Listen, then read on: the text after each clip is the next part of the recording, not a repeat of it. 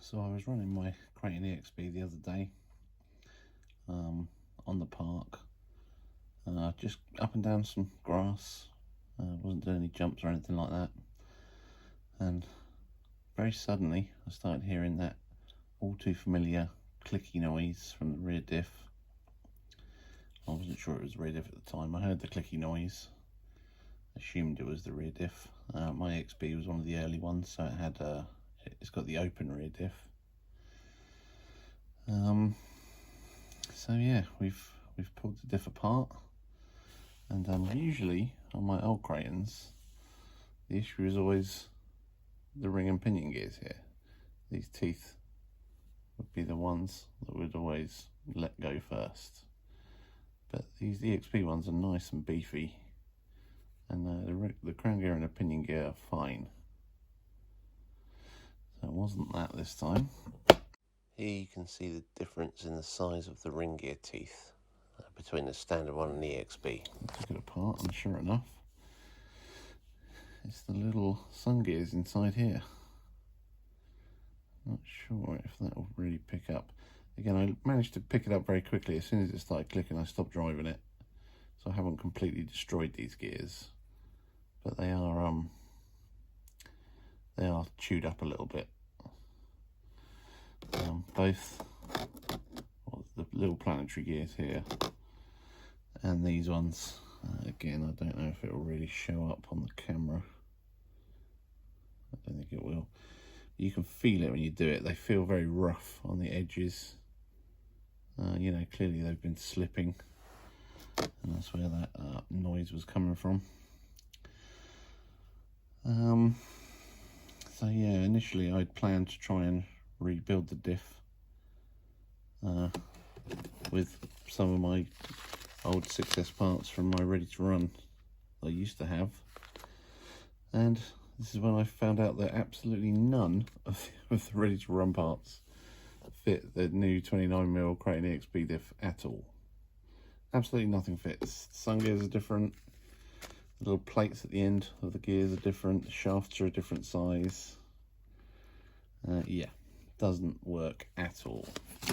This is my old ready to run type diff case. This is the new Arrma one, sorry, the new EXB one. And yeah, there's a difference in diameter of a couple of mil, and a difference in length of a couple of mil as well. This one's a bit wider and a bit narrower than the ready to run one. And on the inside, the actual shapes on the inside are a bit different as well. The ready to run has the wide slots at the back for the big washer things. The new one has a narrower slot for the little thin. Again, that's the old type little end plates, and this one is the new type, so it's very thin on the new ones. So, turns out, totally incompatible, the two diffs. None of the parts, I guess the bearings would fit, and maybe the outdrive cups, but that's about it. So yeah, that was unfortunate. So I went on to order some of these gears, and every single shop in the entire UK that I could find online had these out of stock for at least a couple of months. And I wasn't happy with waiting a couple of months to get my Kraton back up and running again. So I went on eBay, and I found one of the breakers on eBay selling a brand new diff out of an EXB that's been pulled apart. And this is the LSD one. This is the limited slip diff version. So I'm going to put this in the rear, so I've got limited slip diffs in all three. I say this arrived today. It's not marked as to what diff, where it came from. So this could have it could have either the front diff fluid, which I think is 10k, the stock stuff, or the center, what's the center? Is it the 100? I think it's 100 in the EXB. Certainly doesn't feel like it's got 100 weight in there. It feels more like 10. But I don't know how much fluid's in there, I'm going to pull the front off and we'll take a look and see what we can find in there. As you can see, 4310, yeah. Let's have a look.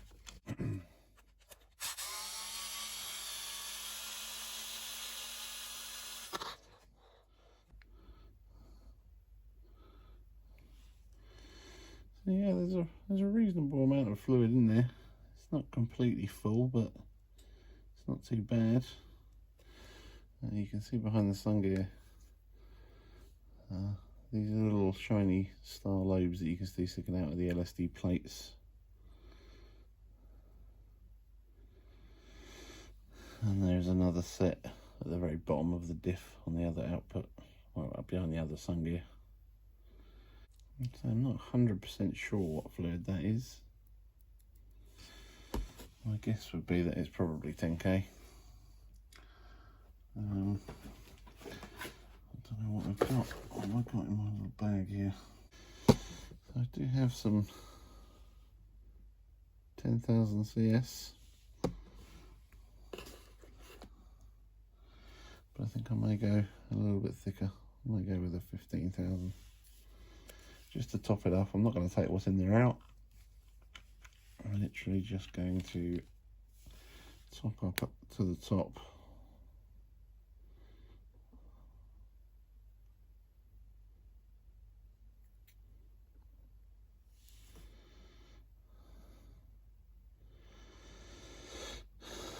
And there we go. The gears are now pretty much underneath. Obviously, there's no point filling it right to the very, very top lip of the cup, because when you put the sun gear in, it's going to squeeze into the middle of there. So that's enough fluid, I think, to completely fill the diff once the top plate is back on.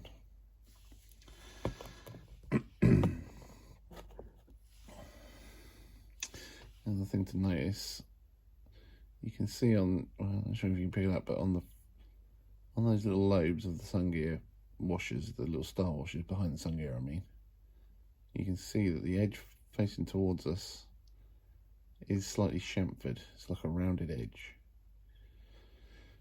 And the other side will be a much squarer edge. There's no chamfer on it, it's like a sharp square. And that is the correct way around for these plates. The rounded edges always need to face towards the centre of the differential for them to work correctly. So I'm going to make sure that the two holes are not obstructed by the lobes of the star washers there. And we are going to reassemble the differential. Let's start off with this one, off the top.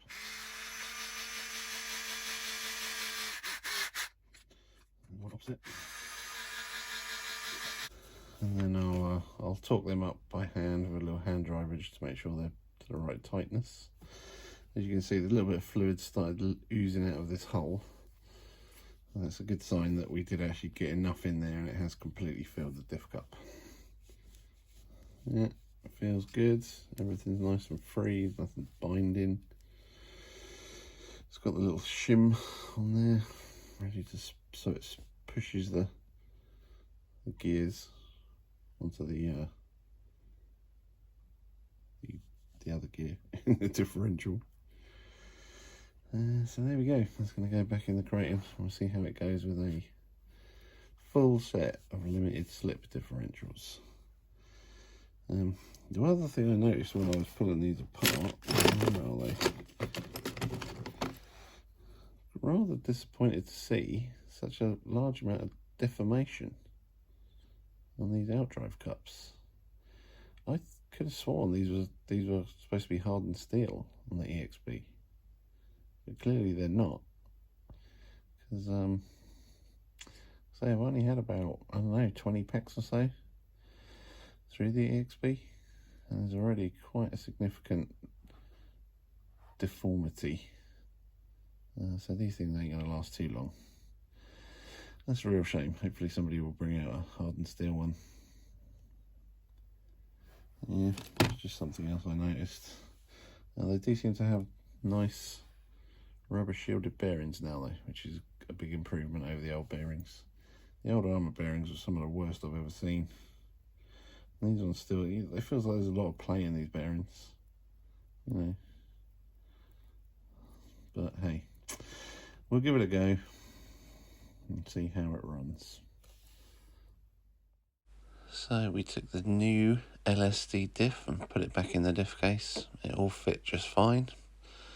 And then we head out for a run. And what do you know? It was snowing. First bit of snow we've seen in the UK for a while. And I had great fun running the Kraton. The new diff did make a slightly funny whirring noise for the first 10 or 15 seconds. Not sure what that was, but it settled down quickly and seems to be running fine now.